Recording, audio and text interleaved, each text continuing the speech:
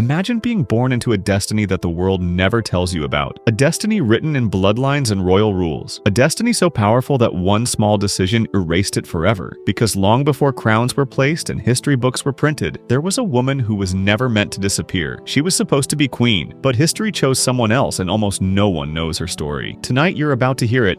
This story begins not in a palace but in tradition. A tradition older than the monarchy itself. For centuries, the British crown followed rules that were not just customs. They were law, rules about who could marry, who could rule, and who was considered worthy of wearing the crown. Royal blood alone was not enough. You needed approval, permission. Acceptance, love did not matter. And if love stood in the way, love lost. This brings us to a young prince, raised to rule, trained from birth.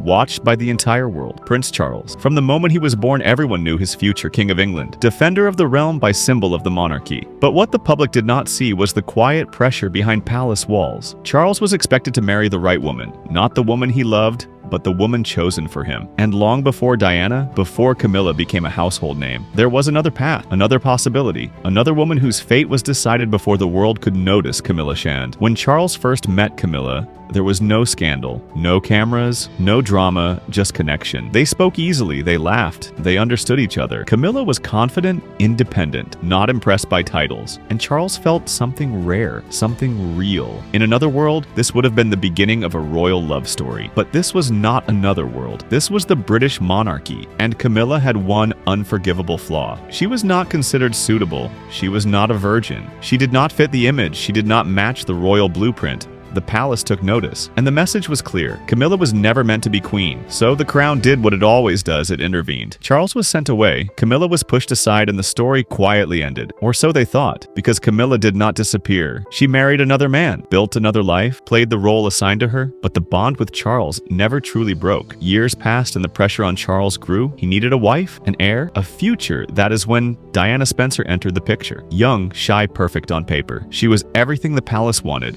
And everything Charles was told he needed. The wedding was grand. The world celebrated. History smiled, but behind closed doors, the truth was darker. Charles had married duty, not love, and Diana, though adored by millions, was trapped in a marriage that never fully belonged to her. Because Camilla was still there, not in public, not in photographs, but in the shadows. The love that was never approved, never accepted, never erased, and slowly pain turned into scandal. Diana suffered, the marriage cracked, the world watched in shock, and when Diana died, everything changed. Public sympathy turned into fury, and Camilla became the villain. The woman blamed. The woman hated the woman. History pointed at for years, she stayed hidden. No interviews, no apologies, no explanations. Because the palace knew something the public did not. Camilla was never the problem, the system was. She had been rejected not for wrongdoing, but for not fitting an image. And now, decades later, the same system quietly reversed itself. Time softened anger. Narratives changed and the monarchy adapted to survive. Step by step, Camilla returned first as a presence, then as a partner, then as a wife, and finally, against all expectations, against all predictions, she became queen consort. But here's the truth. Few people talk about Camilla was never supposed to be here. Not because she lacked love, but because she challenged tradition. Her story is not about ambition.